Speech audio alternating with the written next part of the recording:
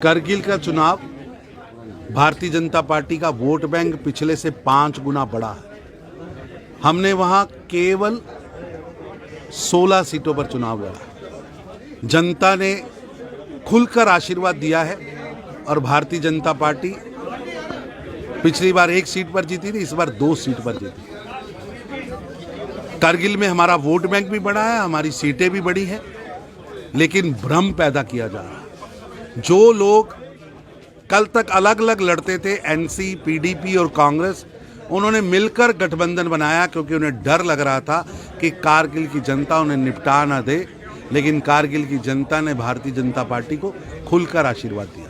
मैं धन्यवाद करता हूं कारगिल की जनता का, और निश्चित रूप से एक बड़ी छलांग भारतीय जनता पार्टी ने वहां लगाई है।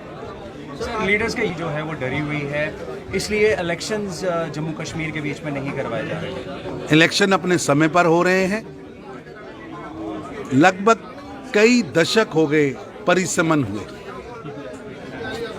अब विधानसभा का परिसमन हुआ है, वोट बैंक, वोटर लिस्टें बनी हैं। वो वोटर लिस्टें ऑब्जेक्शंस के लिए सभी पार्टियों के पास गई हैं और जल्द ही चुनाव होगा। और यूएलबी का जो चुनाव है, लगभग 700 के करीब शिकायतें सरकार के पास लोकल बॉडीज की ओर से लिखित आई हैं कि हमारी वार्ड बंदी गलत हुई है, हमारी ग्राम पंचायत की वार्ड बंदी गलत हुई है, हमें वोट का अधिकार नहीं दिया गया, कम वोटों पे कॉर्पोरेटर और जानबूझ के चुन चुन कर एक टापू बनाकर वार्ड बंदी की गई थी और द्वेष से की गई थी।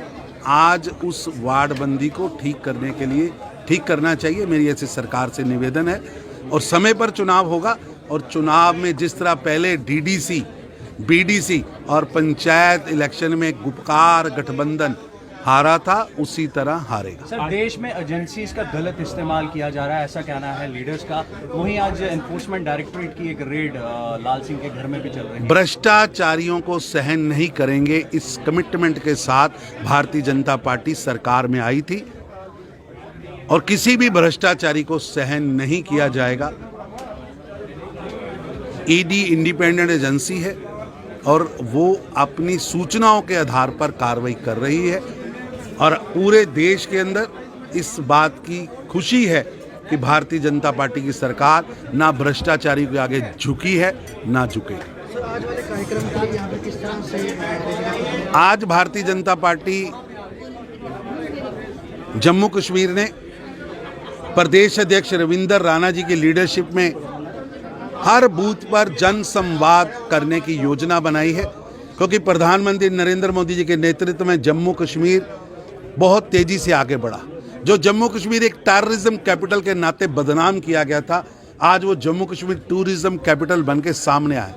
जिस जम्मू कश्मीर को विकास से दूर रखा था, आज जम्मू कश्मीर में विकास की गाथा गाई जा रही है। औद्योगिक क्रांति हो या टूरिज्म की क्रांति हो, जम्मू कश्मीर के अंदर नई सूबे आई है। यहाँ के युवकों को अधिकार मिले हैं, यहाँ की बेटियों को अधिकार मिले हैं, यहाँ की एससी वाल्मीकि पॉपुलेशन को अधिकार मिले हैं, एसटी पॉपुलेशन को अधिकार मिले हैं। लगभग 200 ऐसे कानून जो केंद्र की लोकसभा के अंदर पास हुए थे और जनहित के वो कानून यहाँ लागू नहीं होते थे, वो लागू हुए हैं। और सबसे बड़ी बात, आतंकवाद पर हमने नकेल कसी है। जो हमारे नागरिकों को मारेगा वो बख्शा नहीं जाएगा।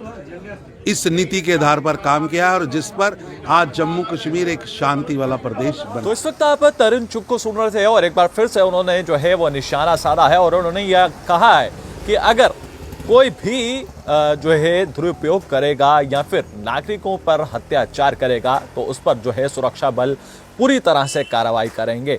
और इसी के साथ साथ जो है करगिल को लेकर भी उन्होंने अपनी बात रखी। उन्होंने ये साफ कहा कि अगर जनता का जो प्यार था वो दुगना मिला है।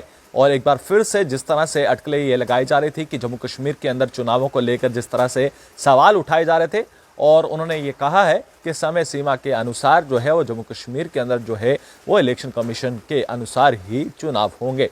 और इसी के साथ साथ जनता का जो जिस तरह से ये कहा गया कि जनता के साथ साथ जो है एजेंसियों का दुरुपयोग किया जाता है, और उन्होंने उस पर भी जवाब देते हुए साफ कहा है कि एजेंसियां अपने कहने पर ही जो है वो काम करती हैं और इसी तरह से जो उपयोग करेगा उस पर जो है सुरक्षा एजेंसियां उसी तरह से और डायरेक्टरेट है वो उसी तरह से कार्रवाई करेगी।